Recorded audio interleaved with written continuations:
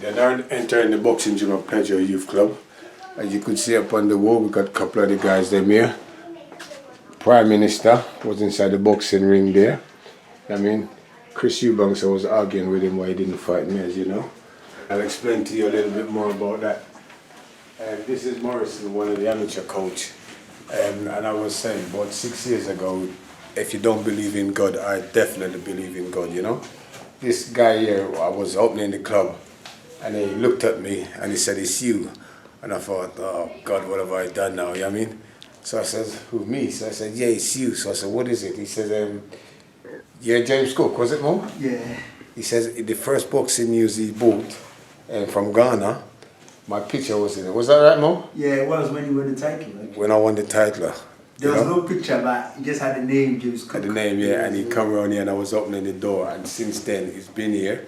He's a qualified coach, you know, and he's been here helping me out working the kids then here in the afternoon and stuff, and anybody else who want here in the day. So this bit was sort of a space where we, you know, where they play pool and stuff, but this is my background from the boxing. I thought, you know, I'm about discipline, respect, manners and attitude, you know.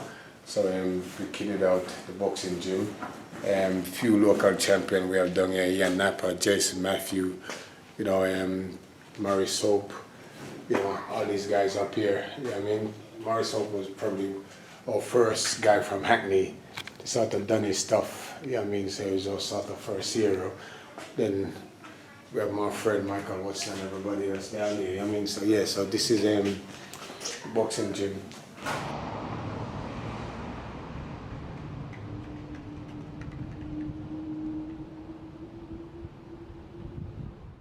I arrived in England in 1968 when I was around 9.5, and in West Indies I used to play a lot of cricket, and I come over here, went to school, playing cricket in school, which was quite good, and living in Peckham Estate, and a mate of mine, funny enough, named Rupert, saying to me that they're closing a boxing gym down the road. Want to go, so I refused to go to the one that was closed.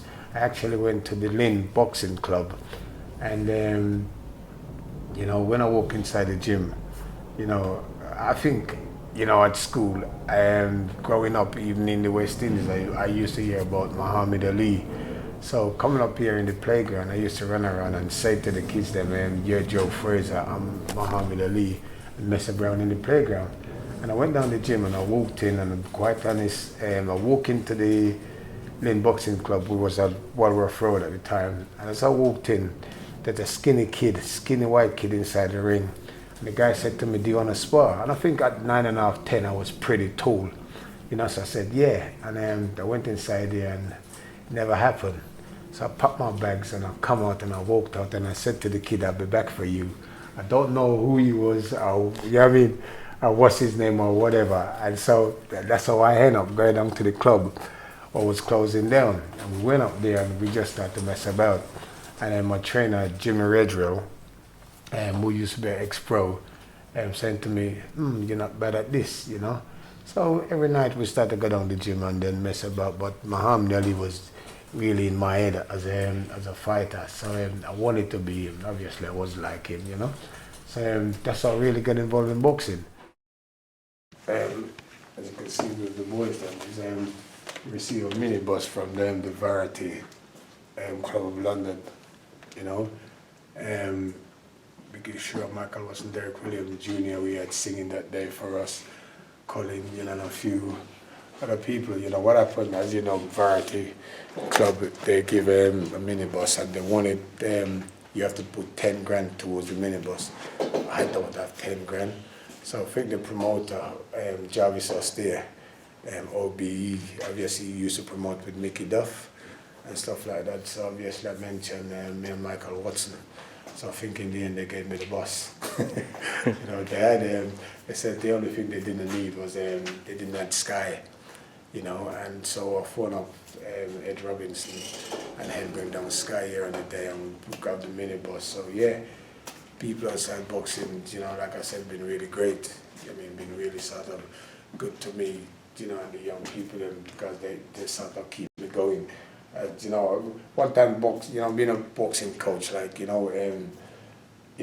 my first champion was actually Mike Brown, who fought twice for the British title. Then obviously, I had Ted Bammy and Richard Williams and all these guys were champion. I had a gym full of fighters there. It was known as the reggae gym, because I always like people to move with reggae music. That way they get, you know what I mean?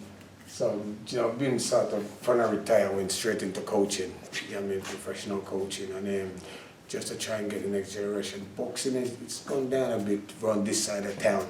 It's pretty quiet, but I knew up and then it would come in, and like I said, I set my goal, and one of my goals is next after retirement is to be the best coach in the world, and that's what somebody told me. I need somebody to tell me that, so that's what I'm working towards. And through the years, go down to the gym, start to fight. My trainer, one of my trainer was Ron White, who was a policeman in Devon police force, and we just combined together, and that's where the boxing really started for me. It wasn't because of no bully or no racist or anything like that. I mean, around that time, which was pretty strong, it was just learning how to box. I had a good amateur career, I had nearly 30 amateur fights, losing probably around 10 or 12, and then probably those is what I lost, is where I wasn't even training, That's where I realized how hard boxing was. But yeah, I had a good career because I boxed for London against Budapest and stuff like that, I mean. Then I got beat in the London final twice against Johnny Graham. And the second time, I'm a pretty good judge of boxing, and so the first time I boxed against Johnny Graham in the ABA, he won the fight. The second time, I didn't think he won the fight, and then somebody said to me, "Cook, you can get paid for box." I said, "Really? Get paid? You can get paid?" So they say, "Yeah, you can get paid." So that's how I turned over. You know what I mean? Somebody said to me, "You can get paid to box." So I said, "Yeah, that's how I turned over." And then my first fight was actually against my said stablemate, who was sharing the same gym, Mick Courtney, I think it was. Mick Courtney had probably 6 fights and win 5 and lose 1. And I was at work, and I was working in Campbell Green, and my manager at the time, Billy Winter, rang me up and said to me, "You got to fight." I said, "Who against?" So I said, "Mick Courtney." He says, "I can't be against Mick Courtney.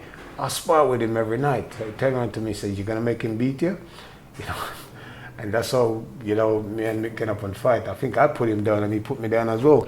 And then that's where I realized how tough being a boxer is, because you're inside the gym with a guy, which boxing was still new to me. I didn't realize, when you're speaking to somebody, you might end up fighting them, until as you go along in sports. So yeah, it's you really start from there. So I set myself sort of a goal, because even as amateur, I don't think nobody really looked at this skinny kid to achieve anything. But before I went pro, they says clever boxer, box fighter, look out for him. But that really didn't mean nothing for me. I just like competition, so one-on-one competition, I love it. And I think it was basically mainly to have this one-on-one competition to win, because I think in my head, I was always Muhammad Ali. Billy Winter was my manager for 3 years, and so then I think what I did, I spent 3 years with Billy. I won the contract run out. Then I shoot over to Darky Smith,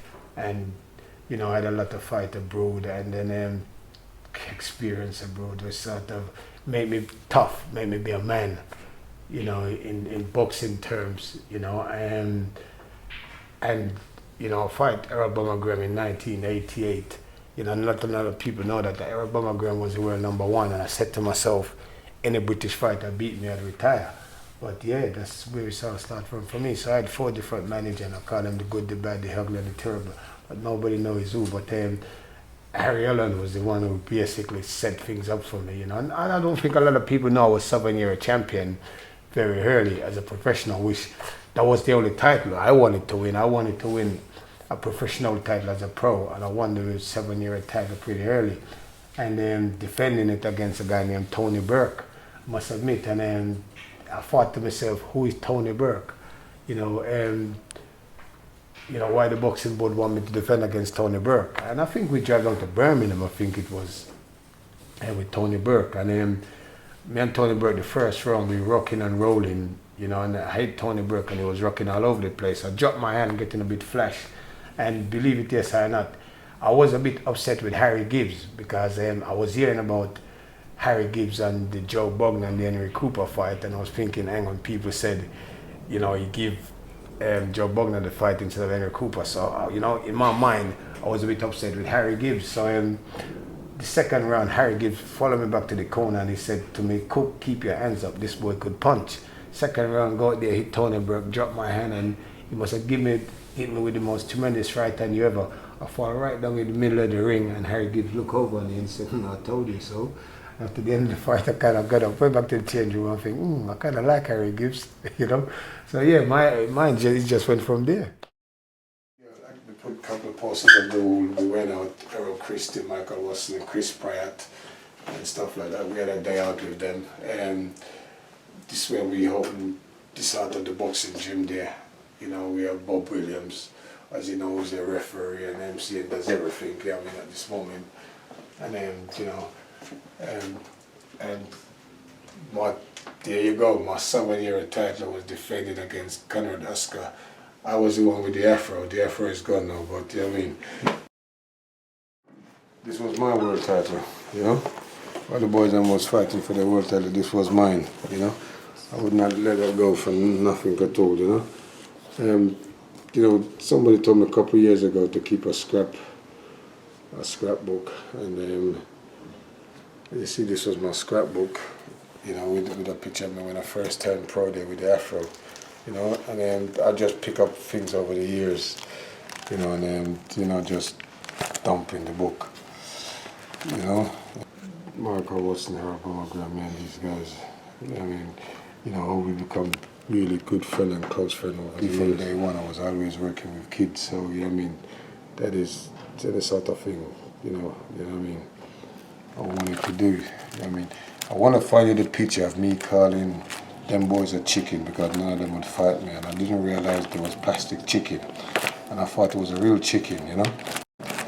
I mean, it was title who actually used to decide to give me the gears to wear. I mean, when Dennis was champion. But I think Bob said, Ambrose Mandy said to Nigel Benn, if you didn't beat Michael Watson, how are you gonna beat Cook? You know, so I think he had a good manager. I haven't heard a lot about this young man, I mean, but pretty. Chicken looked real, but I didn't realize. They told me, pick up that chicken. I said, hell no, I'm not picking up that chicken. Pick it. I said, no, I'm not picking up the chicken. Never realized it was plastic. And there's a young lady who wrote a book, Sweet Fighting Man, named Melanie Lloyd, of my story in Sweet Fighting Man. So I'm going to write a book soon, but I think it might be a bit too early. I think the next 4 years when I'm 60 to write a book. I think I'm still young.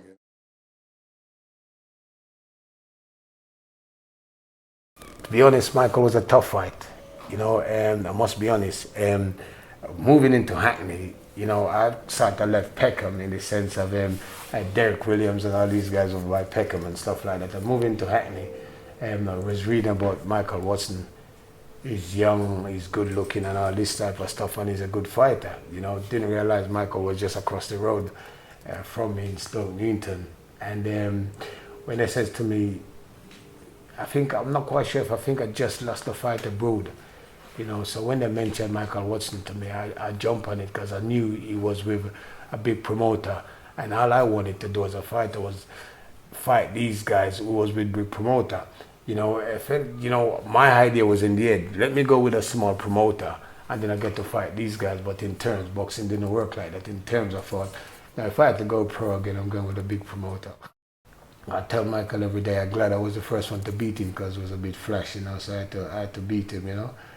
But yeah, it was a tough fight, and I knew, you know, Michael would sort of beat Nigel Benn when he did, and I knew you'd give Chris Eubanks a tough fight, the first fight, as you say, and the second fight, you know. And we was training together in Finsbury Park. That's where we used to run. And I remember when I was going out, Michael coming in, and Michael said to me about the return, and I said to him, beat Eubanks first, you know.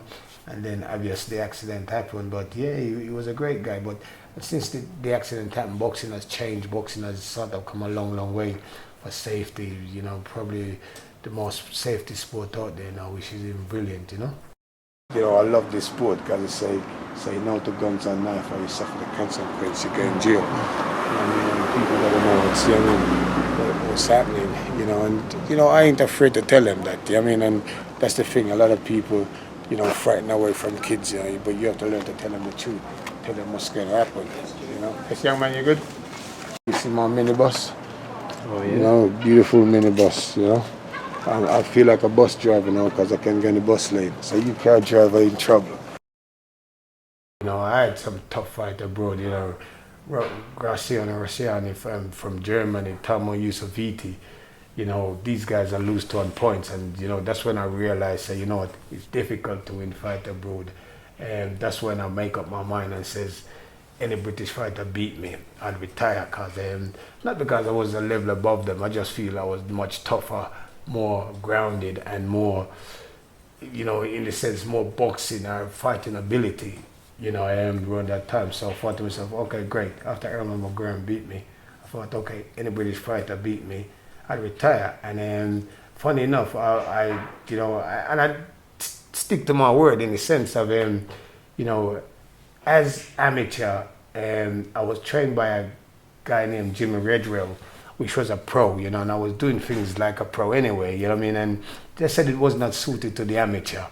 You know, I was learning how to twist and turn and things like that, you know. I knew how tough Mark Taylor was, you know. And then when I had the defense against Mark Taylor, we never had this this madness like other people do. You know, we end up drinking a cup of tea like two gentlemen, you know. But in my head, you know, I knew how tough he was, you know. But you know, I was prepared for what Mark as champion was gonna bring, and I knew he was gonna bring his toughness and his gameness, you know.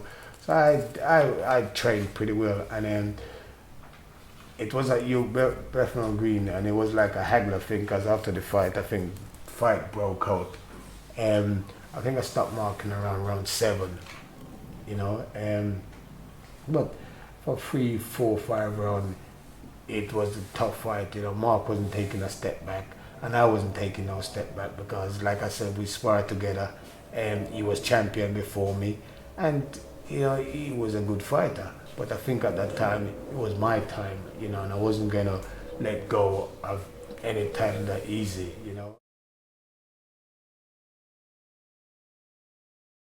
I said to Mickey Duff, Mickey, I need a defense. And Mickey looked through the rating and he says to me, there ain't nobody there.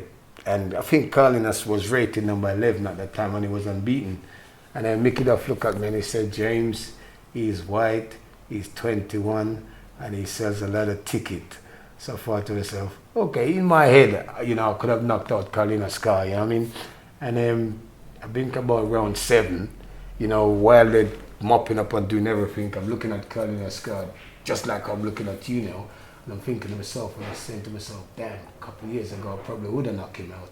You know what I mean? And that's when, you know what, Father Time probably catch up on me, because he was tapping and he was going, you know what I mean? And, you know, he was quicker than I thought, and I thought I was quick, even though I was 34, you know? So that's when I realized, you know, Father Time has catch me up, and I've come out the game like that. But then I've come out and I went straight into coaching. So there's a lot of youth around who want to do things and don't have nothing to do. And I thought people meet me every day and say, you're trying to do it for a year for nothing. I think, you know, it's not everything you can charge them for. You know, they need space, they need, you know, they just need things to do, you know. That way they keep off the streets. I'm trying to provide it for them. Out there, if you look outside there, we've got them 5-a-side football pitch, a basketball court, you know. Use the picture on the wall is here and Dapper Napper. Oh, yeah. I mean, he's across the road. What a beautiful fighter. The Cook's Academy. Yeah. It's what I had when I was in Thomas de Beckett. You know, that's where, you know, I thought the club was Thomas de Beckett. It was sort of Cook's Academy. You know what I mean? So it was known as the reggae gym when you come into the Cook Academy, because the first thing you hear was a reggae tune. So they teach you how to dance, you know. So I'm telling them guys, once they could dance, they've got the rhythm of movement, they're good to go, you know? In a sense, I wasn't sort of a greedy guy, a craving guy. You know, if somebody said to me, you know, box for nothing. I think I had box for nothing because of the competition. I've always had an idea in my head to do a job, to work. So even though I was champion and earning good money, I've always worked. So my idea, no matter what I do, was to work anyway after boxing. You know, so but as you go along, you learn the sport and you get to know people. And I think now I'm more famous now being retired than where I was boxing. You know, because I think London ex-boxers, you know, these guys, they've really been great to me. You know, when you don't want a card because you thought it's retirement. So I try to avoid this London ex-boxer card, what they give you for years. And they give me one, but the guys, they've really been great. I mean, they're really anywhere to go and do. They'll take me around, they'll do it, you know. So yeah, I think I'm more famous now than even when I was fighting. I mean, I'll be walking down the road and somebody say, Jimmy Cook, great fighter, you know what I mean? But yeah, it's just the time, you know what I mean? So yeah, things been pretty good in a sense.